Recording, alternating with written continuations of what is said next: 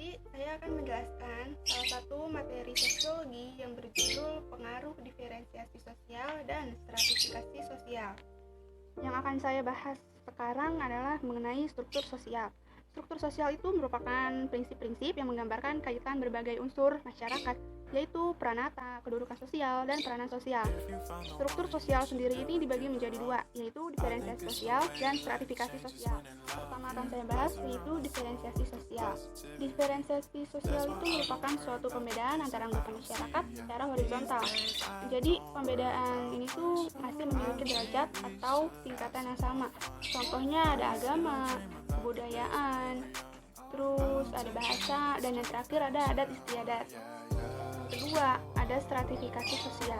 Stratifikasi sosial ini merupakan suatu pembagian atau pengelompokan para anggota masyarakat secara vertikal atau yang disebut juga bertingkat. Contoh dari stratifikasi sosial sendiri yaitu merupakan adanya kekayaan, terus pendidikan, kekuasaan, keturunan. Dan di sini ada sifat stratifikasi sosial. Sifat stratifikasi sosial ini dibagi menjadi 3. Yang pertama ada stratifikasi sosial terbuka, yang kedua stratifikasi sosial tertutup, dan terakhir stratifikasi sosial campuran. Yang pertama ada stratifikasi sosial secara terbuka. Pengertiannya yaitu adalah setiap anggota masyarakatnya memiliki kesempatan yang sama dari satu tingkat ke tingkat yang lainnya. Contohnya yaitu ada kekuasaan, jabatan, dan yang terakhir ada kekayaan. Yang kedua ada stratifikasi secara tertutup, yang dimana sifat stratifikasi ini merupakan setiap anggotanya tidak dapat berpindah dari suatu kelompok ke kelompok yang lain atau dari suatu tingkat ke tingkat yang lain. Jadi dia tuh nggak bisa pindah gitu. Contohnya ada sistem kasta yang tidak dapat diubah. Kemudian ada stratifikasi sosial secara campuran, yaitu meningkatkan terjadinya perpindahan antar kelas atau tingkat sosial pada batas-batas tertentu. Contohnya seorang mempunyai kasta tinggi, lalu ia pindah ke sebuah daerah, lalu menjadi buruh. Selanjutnya ada unsur stratifikasi sosial, yang dimana unsur stratifikasi sosial ini dibagi menjadi 3, yaitu yang pertama ada receive status, yang kedua ascribe status, dan yang terakhir ada assign status. Yang pertama ada achieve status. Achieve status ini merupakan status sosial yang didapat seseorang melalui kerja keras. Contohnya sarjana.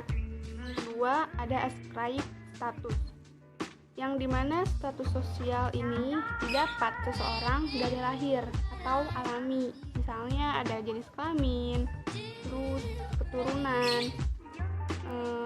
keluarga kerajaan, etnis, ras, suku, dan masih banyak lainnya. Dan yang terakhir ada assign status, merupakan status sosial yang didapat dari pemberian masyarakat. Status sosial ini bukan didapat sejak lahir, tapi diberikan karena usaha dan kepercayaan masyarakat. Misalnya seseorang yang dijadikan kepala suku atau presiden dan wakil presiden.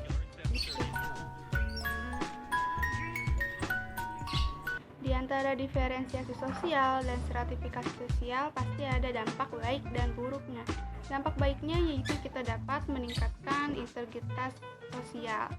Tapi dampak buruknya yaitu kita bisa menimbulkan suatu penyakit budaya atau disintegrasi sosial. Contohnya ada yang pertama primordialisme. Primordialisme itu merupakan sebuah pandangan atau paham yang memegang teguh hal-hal yang dibawa sejak kecil, baik mengenai tradisi, adat istiadat, kepercayaan, dan sebagainya.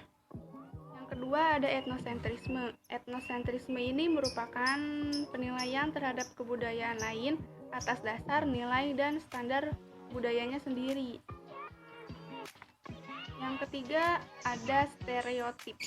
Stereotip itu merupakan penilaian terhadap seseorang hanya berdasarkan persepsinya aja terhadap kelompok di mana orang tersebut dapat dikategorikan. Ada juga saya akan membahas tentang faktor pendorong keberagaman masyarakat Indonesia.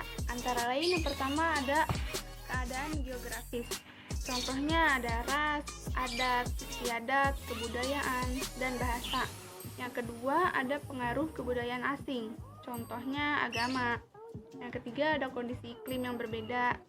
Contohnya mata pencaharian. Sekian penjelasan dari saya, kurang lebihnya mohon dimaafkan. Wassalamualaikum warahmatullahi wabarakatuh.